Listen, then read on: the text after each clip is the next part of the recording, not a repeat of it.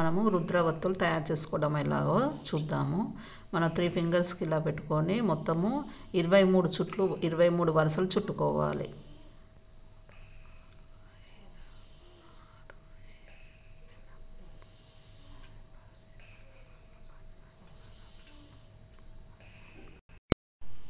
ఇరవై 23 వరుసలు అయిపోయినాక ఇలా కట్ చేసుకొని దీన్ని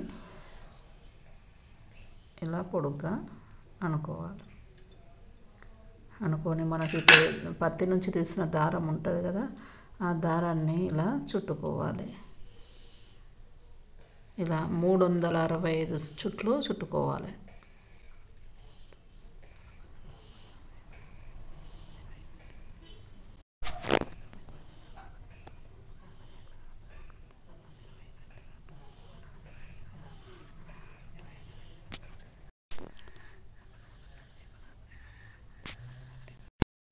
ఈ విధంగా 365 వరుసలు చుట్టుకున్నాక ఇలా ఉంటుంది.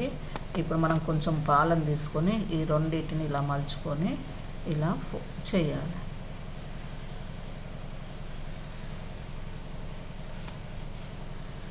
చివరికి కొంచెం కాటన్ పెట్టి ఒత్తులాగా ప్రెస్ చేస్తే మనకు రుద్రవత్తులు రెడీ అయిపోతుంది. మనం ఇలా 13 ఒత్తులను కూడా రెడీ చేసుకొని నోముకోవచ్చు సంక్రాంతికి.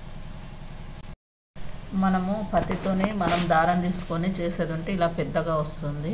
అదే మనము రెడీమేడ్గా దొరికే దారం తీసుకొని చేసేది ఉంటే ఇలా సన్నగా వస్తుంది.